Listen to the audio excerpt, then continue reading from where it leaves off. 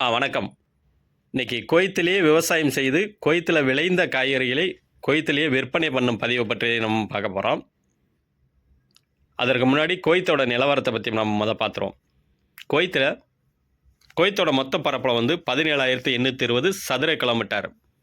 இது தமிழ்நாட்டோட பரப்பளவு 1,30,30,000 சதுர கிலோமீட்டர். அதாவது தமிழ்நாட்டை காட்டிலும் 7 மடங்கு சிறிய நாடு தான் இந்த நாடு. இந்த நாட்டில் அதிகமாக டெசர்ட் ஏரியா, அதாவது பாலைவன பூமி தான் இங்கே அதிகமாக இருக்குது.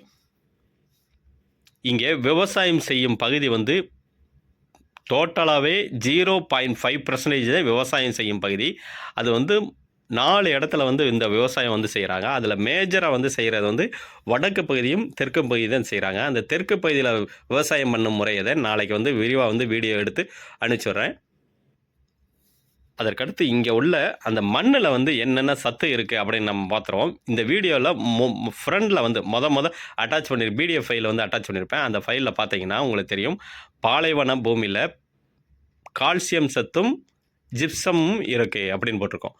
ஜிப்சம் எதில் இருக்கும்? கடல் நீர்லேருந்து உப்பை நம்ம பிரிக்கும் போது, நம்ம தூத்துக்குடி மக்கள் கடல் நீர்லேருந்து உப்பு பிரிக்கும் போது பார்த்திங்கன்னா அவங்க சொல்லுவாங்க, கடல் நீர்லேருந்து உப்பை பிரிக்கும் போது ஜிப்சம் கிடைக்கும். அந்த ஜிப்சம் இங்கே அந்த பாலைவன பூமியில் அதிகமாகவே கிடைக்கும். அதுபோக கால்சியம் சத்து இருக்குது. இது 2 சத்துக்கள் மட்டுமே தான் இருக்குது. அதுக்கடுத்து இங்கே வெப்பநிலை பற்றி நம்ம தெரிஞ்சுக்கணும். இங்கே 0 டிகிரியிலேருந்து அதிகபட்சம், அதுக்காக பனி வரவே வராது, பனியாக இருக்காது, மிக மிக குறைவு. பனிக்கட்டி, ஐஸ் கட்டியாக வர்றது வேணால். அதிகபட்ச வெப்பநிலை 54-55 டிகிரி வரையில் கூட அதிகபட்ச வெப்பநிலை பதிவாகும்.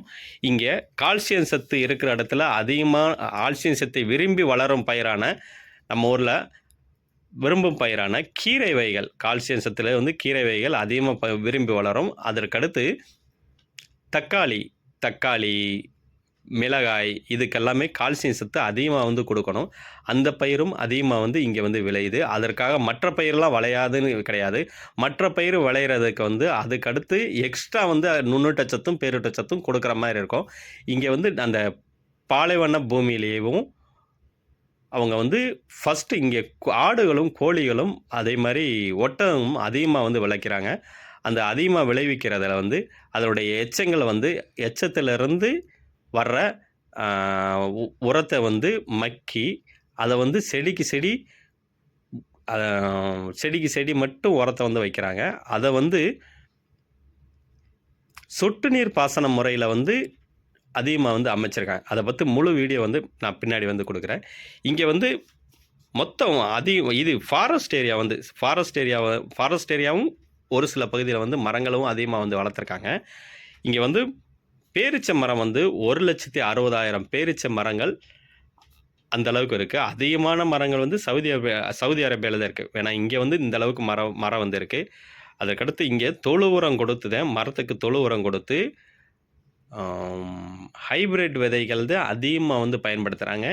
நாட்டு வெரைட்டி இங்கே கிடையாது. அதிகமாக ஹைப்ரிட் வெரைட்டி. இங்கே அதிகமான ஆடுகளும், அதாவது வருடத்துக்கு சுமார் 8,000 டன் அளவுக்கு ஆடுகள் வெட்டுறாங்க.